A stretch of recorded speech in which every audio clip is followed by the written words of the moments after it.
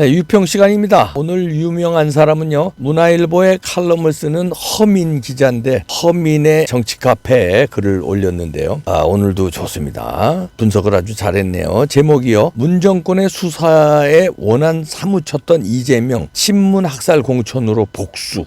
이런 제목인데요. 이재명이 문재인한테 복수하고 있다는 얘기죠.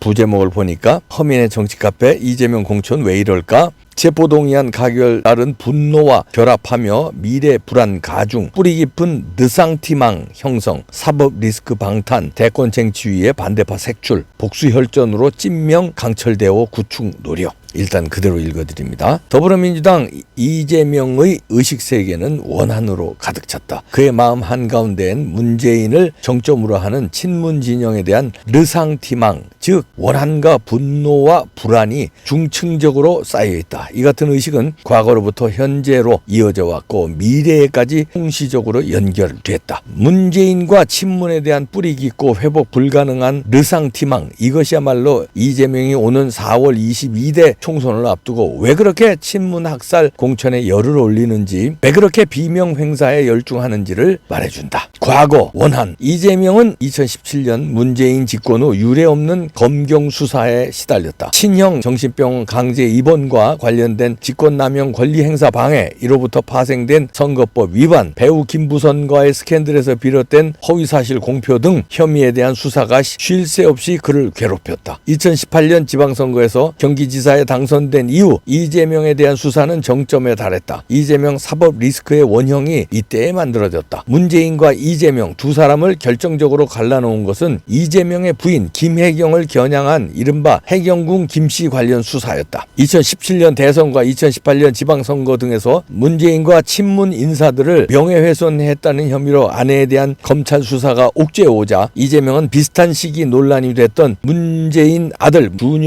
준영씨 특혜 채용 허위 여부를 먼저 가려야 한다고 맞불을 놨다. 이후 해경궁 김씨 사건은 검찰에서 무혐의 종결됐지만 문재인에게 이재명은 대통령 아들의 신병까지 거론하며 위협한 괘씸한 정적이었고, 이재명에게 문재인은 아내를 사법처리 상황으로 몰고 가며 자신을 정치적으로 매장하려 한 비정한 권력자였다. 수사에 몸서리쳤던 이재명과 기자가 만난 건 2019년 6월 중순 신촌 세브란스 병원에 차려진 고 이휘호 여사의 빈소여서였다. 조문을 마친 이재명이 기자 앞에 자리를 잡고 앉자마자 말했다. 기자님, 저들이 말이죠, 나를 죽이려고 마구 폭탄을 퍼붓습니다. 내가 서 있던 자리에 완전히 폐허가 됐습니다. 저들이 낄낄거리고 웃으며 돌아서는데 그 폐허 속에 제가 홀을 털고 살아서 걸어 나옵니다. 저 이재명 안 죽습니다. 이재명은 저들 문재인 정권의 수사가 문재인의 대선 후보 경쟁자였고 미래의 정적인 자신에 대한 탄압과 보복이라고 여겼다. 친문 진영에 대한 뿌리 깊은 원한이 이때 배태됐다. 현재 분노, 이재명에게 친문 진영의 이재명 죽이기는 현재 진행형이 됐다. 지난해 9월 체포동의안 국회 본회의 표결 때 이를 확인했다. 동의안 처리 하루 전 이재명은 검찰 독재의 폭주기관차를 국회 앞에서 멈춰달라고 의원들에게 부결을 호소했지만 동의안은 가결 처리됐다.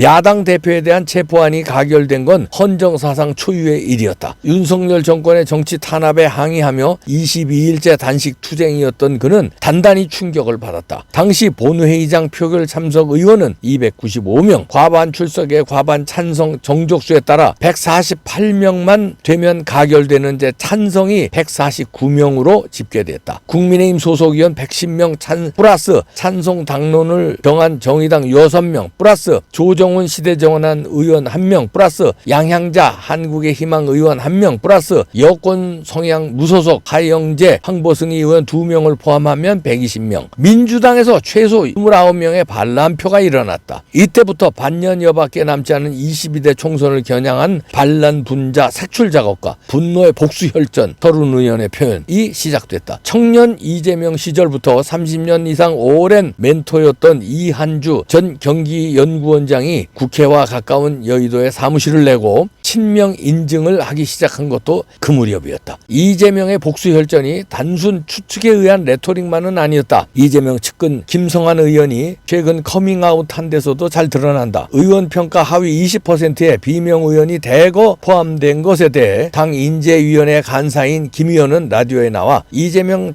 대표 체포동의안에 찬성표를 던진 게 영향을 미쳤을 것이라고 말했다. 수도권 비명 중진 A 의원은 이재명은 멈출 생각이 없는 사람이라며 끝까지 복수해야 한다는 생각을 갖고 있지 않다면 지금의 공천을 설명하기 어렵다고 말했다. 미래, 불안, 원한과 분노로 가득 찬 과거와 현재의 경험은 이재명에게 잿빛 미래에 대한 극도의 불안을 가져다 줬다. 대권을 노리는 그로서는 측근들을 대거 국회로 진출시켜 친명 강철 대우를 구축하는 작업이 절실했다. 사법 리스크를 효과적으로 방탄하기 위해서라도 22대 총선은 절호의 기회다. 오랫동안 거대 정당을 지배해온 김영삼, 김대중, 양김을 제외하면 양당이 배출한 당대표나 대통령은 평생 한 번, 많아야 두 번 국회의원 공천에 영향을 미친다. 노무현 이명박 전 대통령은 현직 때인 17대 2004년과 18대 2008년에 각 한 번씩, 박근혜 전 대통령은 여당 비상대책위원장 시절인 19대 2012년과 집권 당시 20대 2016년 등 두 번 공천권을 행사했다. 윤석열 대통령처럼 공천권을 단 한 번도 제대로 행사하지 못한 권력도 있다. 반면 문재인은 세 번이나 공천에 막대한 영향력을 행사했다. 2012년 대선 유력 주자 시절에 한 번, 당대표를 지냈던 2016년 총선에 또 한 번, 그리고 대통령직에 있던 2020년에 다시 한 번, 4년 전 21대 총선으로 초거대 정당이 된 민주당 초선에서 다선까지 대부분 현역 의원이 그의 손을 탔다. 이재명은 2년 전 보궐선거로 여의도 중앙무대에 입성한 0.5선의 정치 신인이다. 현역 의원 중에 자기 손으로 배지를 달아준 사람이 단 한 명도 없다. 친명으로 분류되는 대부분의 의원이 생사고락을 함께한 동지가 아니라 언제든 등을 돌릴지 모를 이해 당사자들이다. 그의 국회의원 공천권 행사는 이번 총선이 처음이다. 2027년을 향한 대선 가도에서 방탄과 대권 두 개를 모두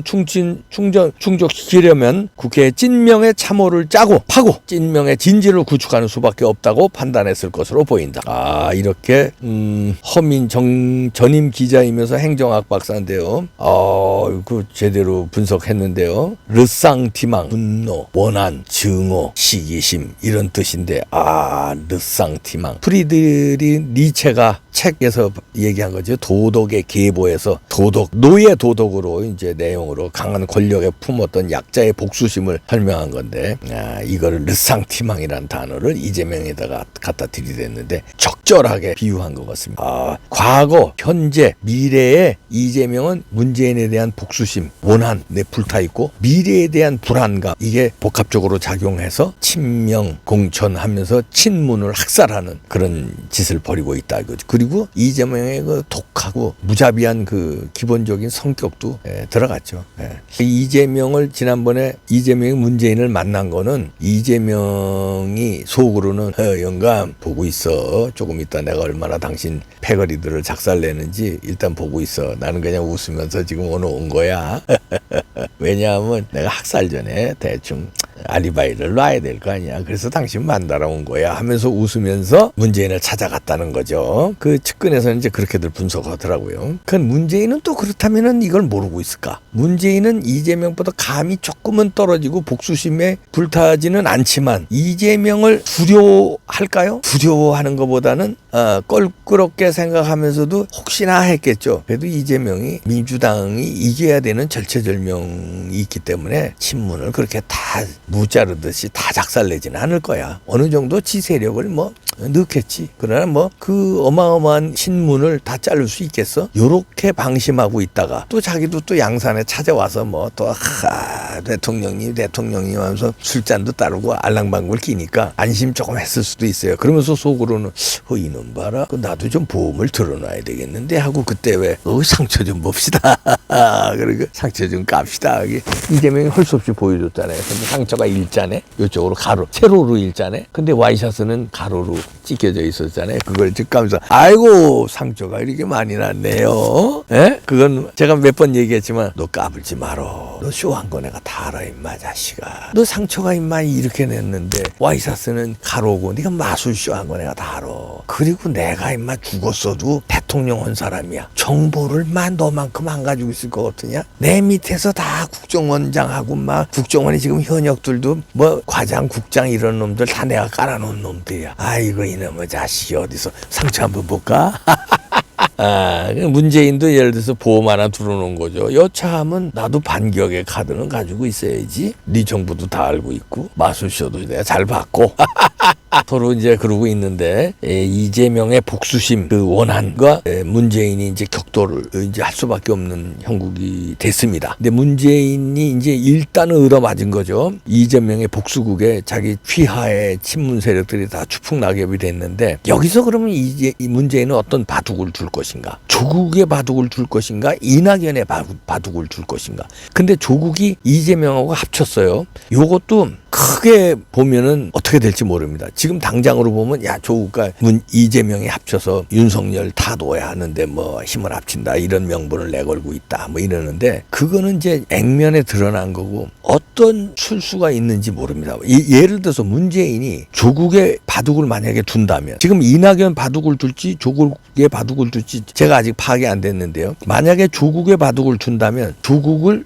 이재명과 합치는 척하면서 이재명을 잡아먹는 그런 바둑을 두지 않을까. 적으로 침투해서 합치는 척. 왜 삼국지에 보면 그런 게 많이 나옵니다. 손자병법에도 그런 변술이 많이 나오고 합쳐서 그러니까 탕난이죠. 뻐꾸기가 알을 남의 둥지에 까서 그걸 다 밀어낸다는 거 아닙니까? 조국이가 이재명의 사법 리스크를 자기도 사법 리스크 있지만 이재명의 사법 리스크가 훨씬 크고 빠르니까 그걸 찔러 죽이고 자기는 살아봐야 2년인데 2년 실형 받았잖아요. 대법원에서 받아도 2년이에요. 그 이상은 안 돼요. 그렇다 보면 2년에서 별반은 또 감형되는 게 뭐 정치권의 일반적인 예니까 1년만 살고 나오면은 내가 민주당을 거머쥔다. 이렇게 판단했을 수도 있어요. 그래서 이재명을 죽인다. 그리고 민주당을 접수한다. 그런데 그 뒤에는 문재인이 바둑을 놓는 거죠. 조국의 말로 대마를 잡게. 대마는 이재명의 대마를 잡는 거죠. 조국을 이용해서. 그런 바둑을 둘 수도 있고요. 아니면 조국의 바둑이 아니라 이낙연의 바둑을 둘지는 아직 모르겠습니다. 조국이가 좀 믿지 못하는 놈이고 사법 리스크로 살아날 가능성이 없고 이낙연은 사법 리스크가 없잖아요. 그러니까 이낙연으로 하여금 친문을 그쪽에서 움직여서 이재명과 조국을 한 방에 날리는 그런 바둑을 둘 수도 있는데 그건 조금 더 두고 봐야 되겠습니다. 며칠 더 두고 봐야 되겠습니다. 문재인의 반격이 기대되는데 누가 이길까요? 재밌어집니다. 이 남들 참, 야 남들.